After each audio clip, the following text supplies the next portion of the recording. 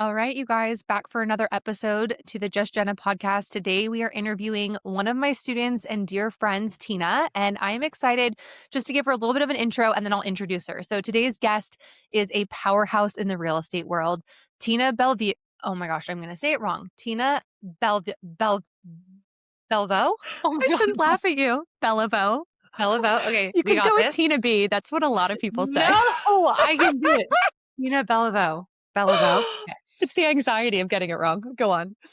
Tina Bellevaux is a top producing realtor and founder of the Bellevaux Group, known for her high energy approach, her sharp market expertise, and her heart for serving families. Tina has built a brand that blends luxury, strategy, and community connection. As a Baltimore native entrepreneur, digital creator, and mom of two, she's passionate about helping clients build wealth through real estate while also mentoring agents to grow thriving businesses of their own. From sharing kitchen trends to investment strategies, team building, and the mindset that it takes to sustain long term success, Tina brings both results and real talk. Let's welcome Tina to the show. Could I just say that's the best introduction anyone's ever given me? Thank you. You are so sweet. Well, we're so excited to have you. Thank you so much for coming on. And I think it would be super helpful for our followers if we start off the episode, maybe sharing a tiny bit of a background, like how long ago did we meet and connect? How are we connected right now? And then we'll go into some background on you. Okay, good. I was hoping we'd start there because this is such like a funny full circle moment. So I became aware of you through a podcast. I think it was Moms in Real Estate that you guested on. Yeah. And you were talking about your success just in the coaching and digital product space. And like, I'm like a grizzled veteran who's had other coaches and done other things. And there was just something about you. And I was like, who is this person? And then I followed you on Instagram. And then this past fall, you were like, sort of in that like launching Yeah. energy and building your inner circle mastermind, which is what I ultimately enrolled in. And like the algorithm's so funny. I'd barely seen any of your content, but there was just something about the way we were communicating. And I was just like, I've got to do this. And we can talk more about the story, but like I Yeah. have a course and I was really looking to just go to a whole new stratosphere with what I'm doing. And that is what has happened. It's been so amazing working with you. Oh, I love it. I know. And I truly believe our worlds collided at the perfect timing. Like she said, I was kind of in transition mode for a few like months before that. We had moved around a little bit, did a flip, got back settled. And yeah, it was, I remember Tina just hopped right in and I was like, I like her energy already because she just didn't waste too much time thinking about it. And it's been so fun getting to know you the last several months. So, okay, so you're a top producing realtor, you run a very successful team. You're also a digital creator and mom. What was the moment, if you could share with our followers, that you realized you didn't just want to sell houses forever, but you also wanted to build this bigger brand and business?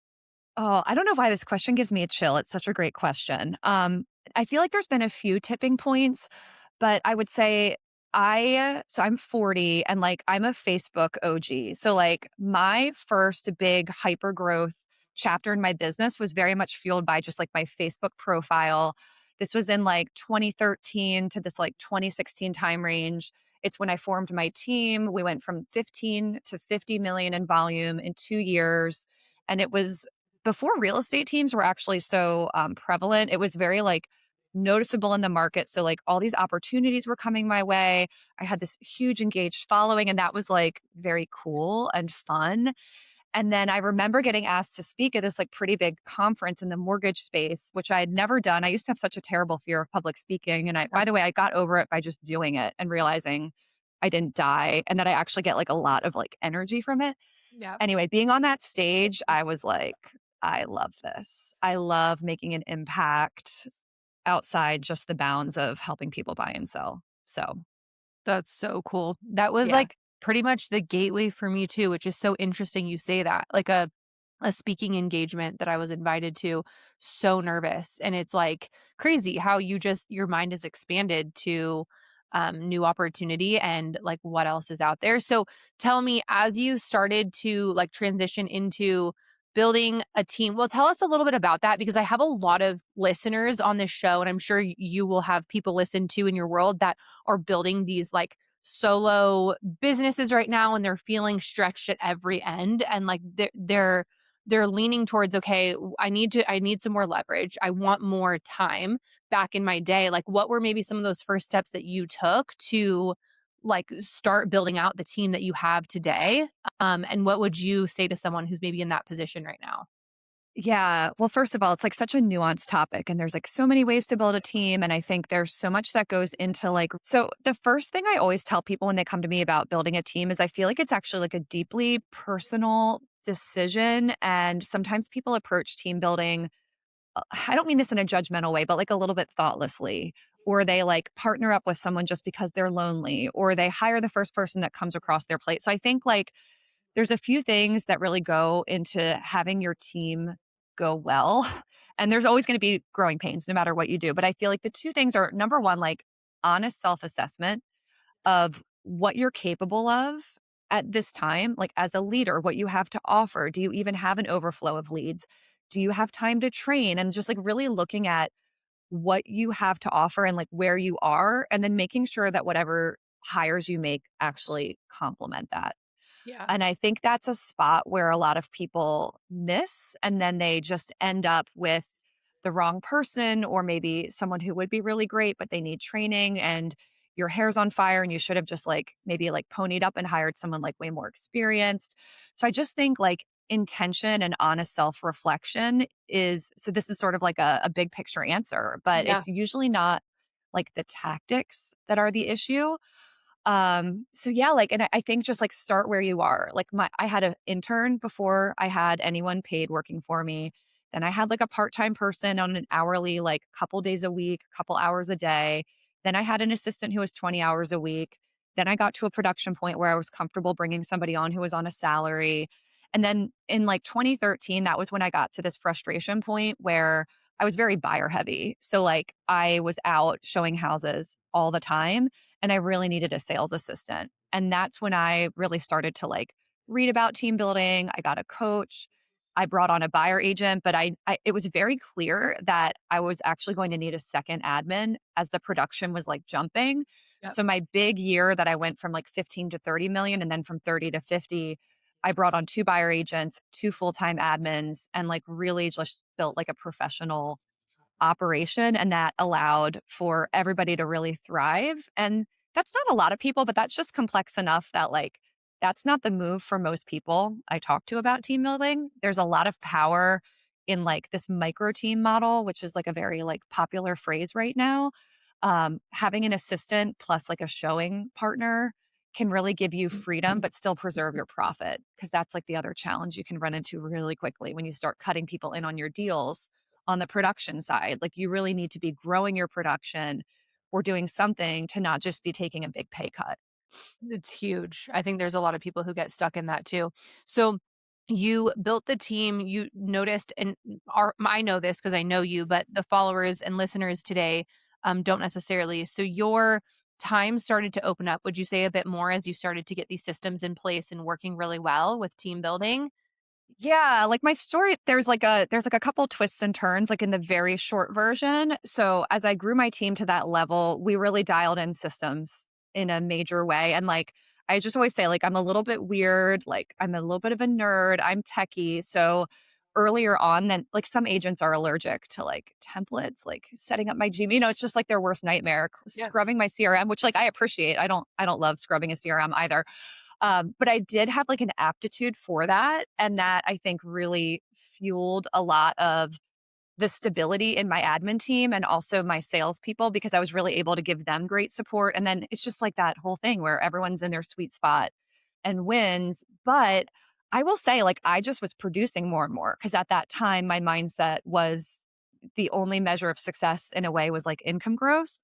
I wasn't thinking about time freedom and I didn't have the pain points. I didn't have kids yet. So and anyone who's listening to this that has like produced at a high level at some point, like, it's a head trip. Like you can get caught up in your own success. You can have a little bit maybe of like an inflated sense of like how important you are. Like I was Definitely. really enjoying feeling at the top of my game, but I got burned out. And instead of maybe like scaling back or doing something different with my team, I actually took an opportunity to run a real estate brokerage as sort of a Wow. like escape hatch in a way, because I knew I would have to step completely out of production, which is what I'd been dreaming of.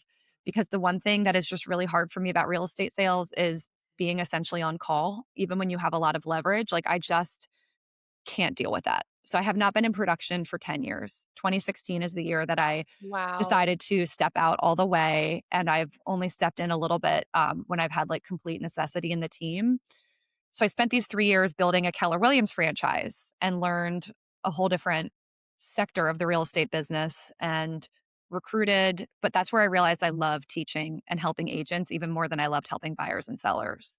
So that's Wow. like what eventually led to this other tipping point, kind of your starting question of when did you realize there were other things you wanted? And as I discovered that running that brokerage was also kind of another trap as far as like my freedom and my earning potential, I decided to go to a cloud brokerage and really build my own brand and chase this Smart. dream of building a course and then everything that led to now.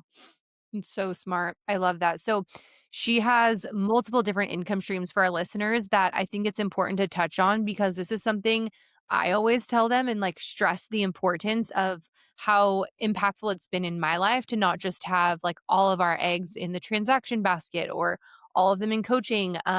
But Tina and I can relate a lot because not only do we have the real estate transactions and coaching, but she also has a very healthy income each month from her real estate brokerage that she partnered with. And then you also have investment property, correct?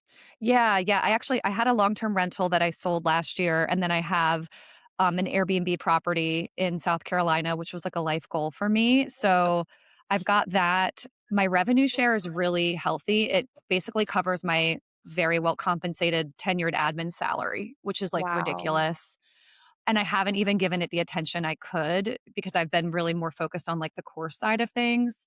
I have my course and my coaching, and then I do earn some like affiliate income from like some of the technology and the services that I use that are just like a byproduct of Yep.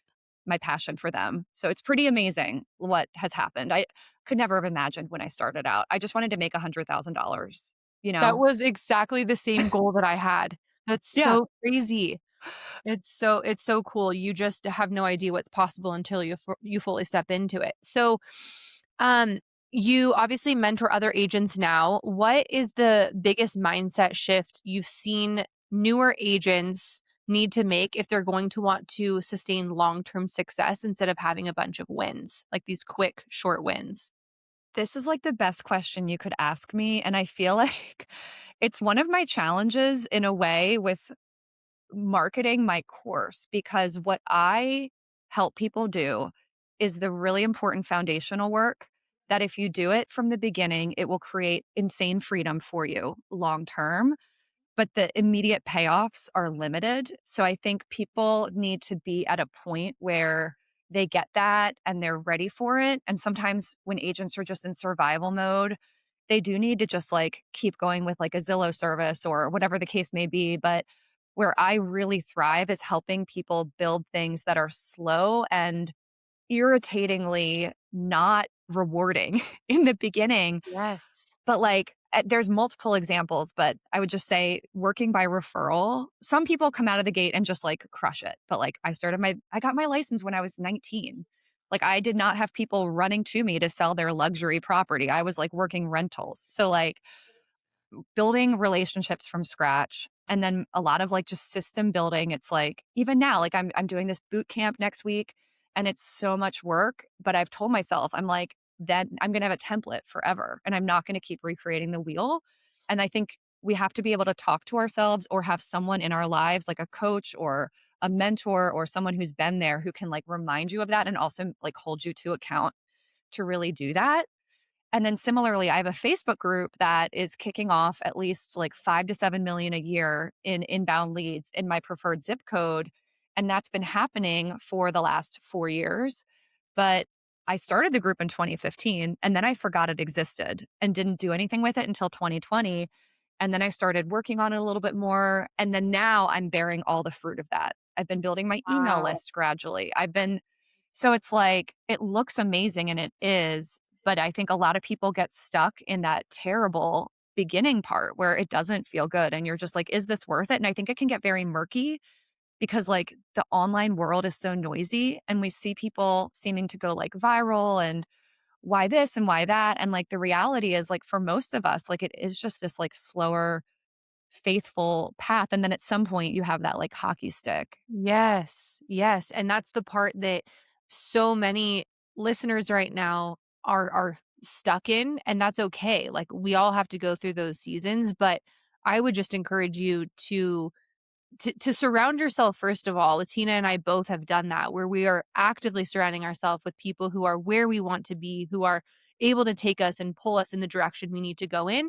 But also understanding that nothing worth having, right, long term is going to be something that you're going to do overnight. And I always have to tell students like Tina and others in our group, like, you know, when you are building out these programs in coaching and in your online programs, for those of you that want to do digital products or sell coaching services, like it can look very unsexy in the beginning, especially if you're in real estate right now and you're selling, you know, 1, 2, $3 million houses and you see these big fancy checks come in.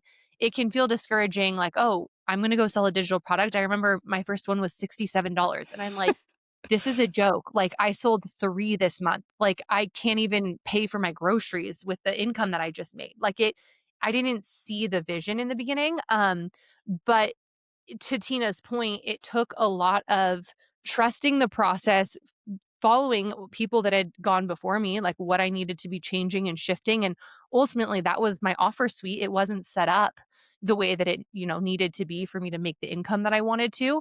But now I would just say the last thing on this topic of like, short-term pain for long-term gain is I'm now seeing the results of that myself. When we changed our offer suite to have these more set up for more recurring revenue, we saw a huge decline in our income right away. And it was so hard mentally because you're like, I'm making less money, but over time that starts to compound. And if anyone knows, like, Atomic Habits is a book that I love to quote. It's like when we stack those habits over time, we start to see the results will also follow.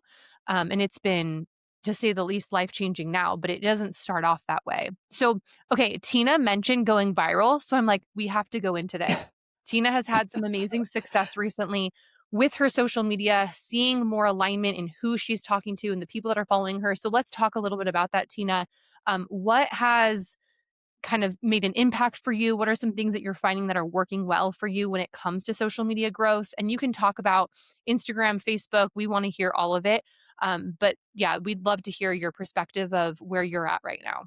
Yeah, and I wanna say I kind of wanna just rewind for, like, context. It's like thinking of everything you just said, like, I'm, like, shaking my head vigorously, the Atomic Habits, and just starting with the most humble beginnings. Like, my agent-facing business started in 2020 when I decided on a whim to launch a free 30-day challenge, and, like, 200 people signed up, which now I know, Wow. like, that's significant. I had a good following from, like, my KW time, and then I launched my course in 2022. And then, like, it's just been like one thing after another and like some highs and then like the lows in between. And I came to you kind of in a low because similar to you, like, I had been doing what's called like live launching with my course where I would open the doors for like a short time and then close the doors. But it felt so contrary to my real estate business where there's like some consistency and like a motor that builds on itself. So I just didn't feel like I was building something that had the kind of potential you just described with recurring revenue.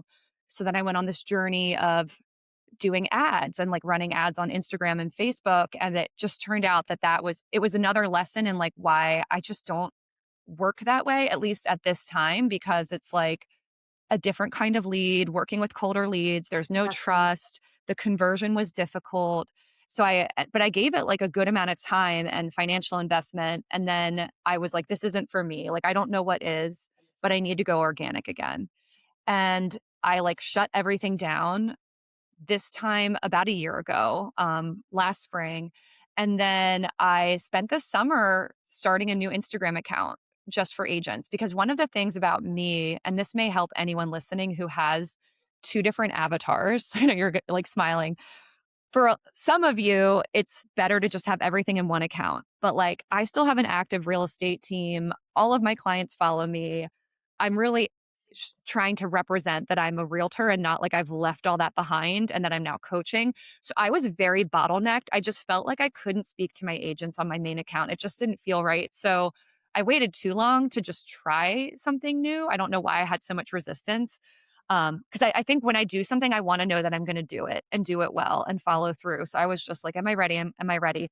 But last summer, I launched this agent only Instagram account and had some early success. And I started to get some enrollments in my course again through like my like newer, just like perpetual enrollment methods.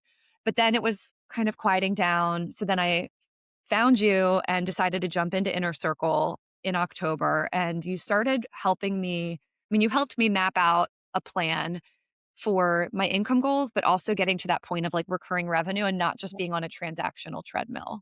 Cause Yep. that's not, again, how I like to work. That's not my real estate business. That's not my relationships. And yeah, so we were like dialing in the messaging. I started just taking your advice, like just being like coachable.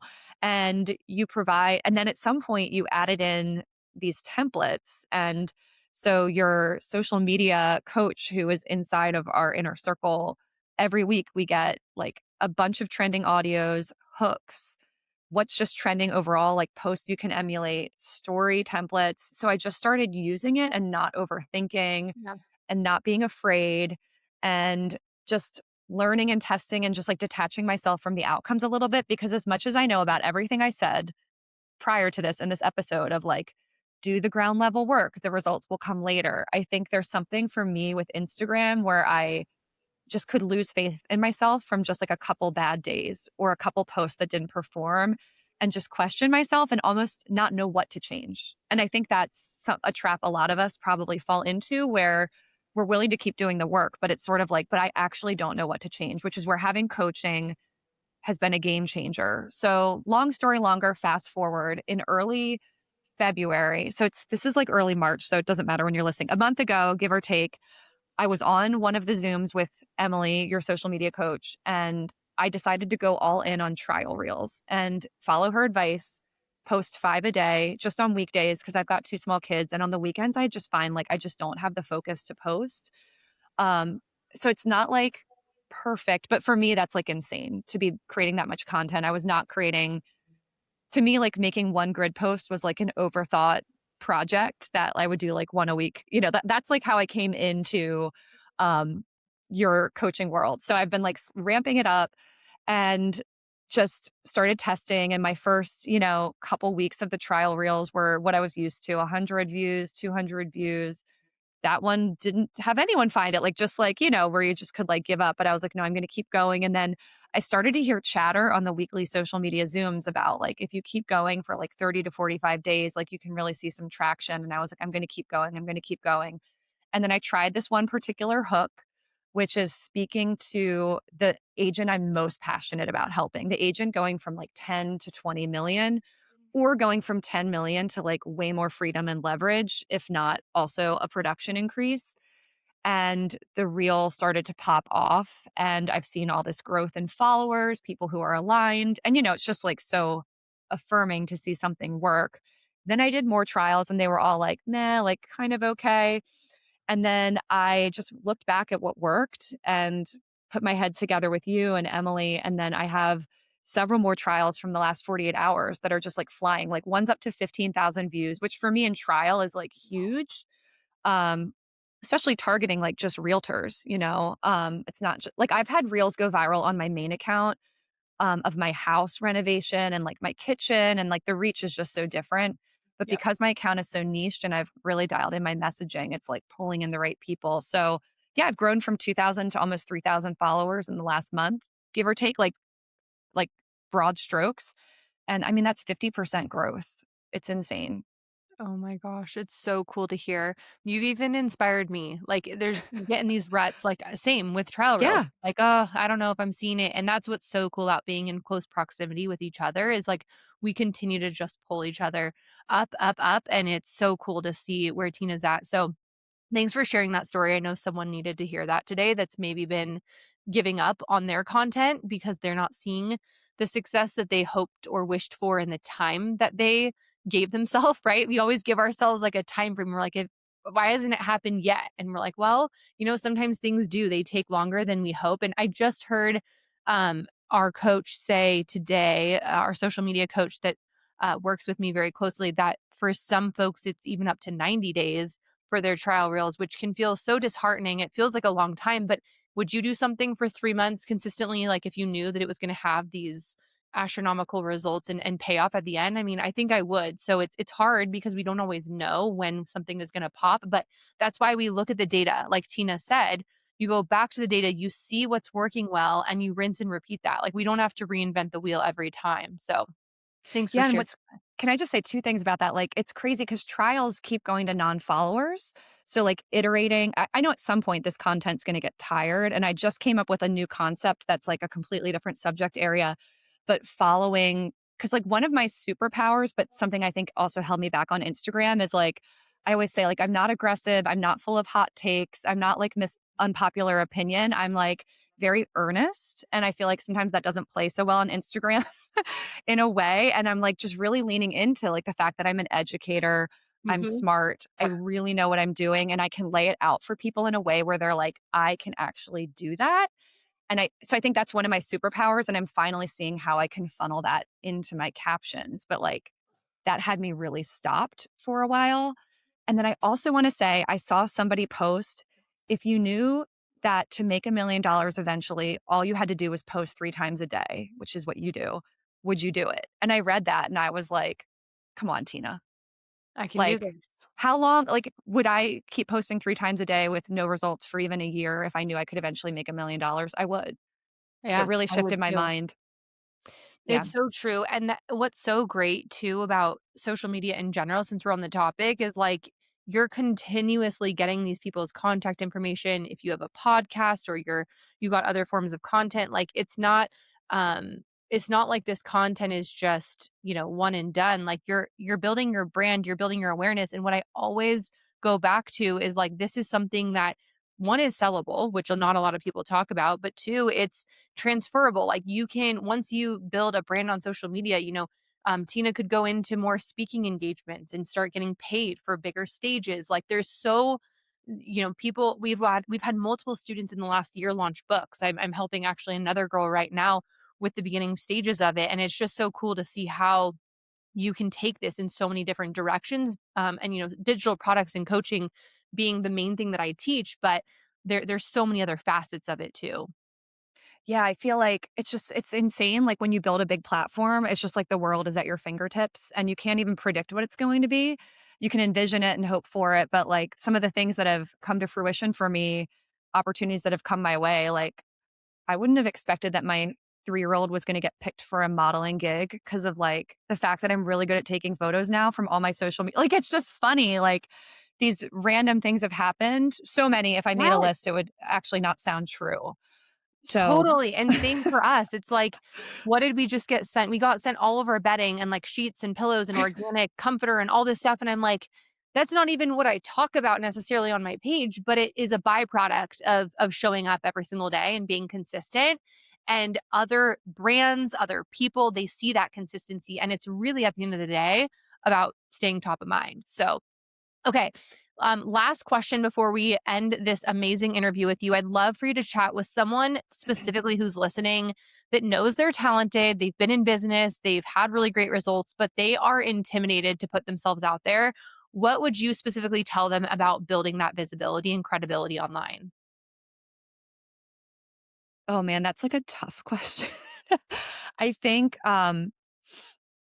it's like the only way out is through, right? So there's like no magic bullet, and I feel like speaking to like some of my own struggles and failings, like I'm not a patient person, which has also created a lot the sense of urgency that's actually created a lot of my results. It can also kind of be my Achilles heel. So I feel like anything where we struggle, there's usually this like other really good side of it that if we can just figure out how to harness that, that so much is possible. So like this question comes up a lot when people join my course, and there are so many ways to share on social media in ways that are not like egocentric and me centric. Like you may never do like a selfie video of yourself. And you might, because I feel like as you build confidence, like anything is possible. And part of why I'm so passionate about helping people build Facebook groups is they are such a great way to give and be a resource to people, answer questions, bring people together, and have it really not be about you at all. So it's sort of kind of like a circuitous answer to your question, but there's just so many ways to go about it. And I think if you're someone who resonates with what I've said, like that's something to definitely think about. And I also think like you can educate and write really beautiful, valuable copy and not have it be about your face. And you don't have to show your family, like Yep. all these things that are like very valid that we feel. But I think it's like you have to have this burning desire at some level to be somewhere different, to put yourself out there, but it doesn't have to look the way that some of us think of like an influencer. And I think we can get caught up on that and it's so not necessary.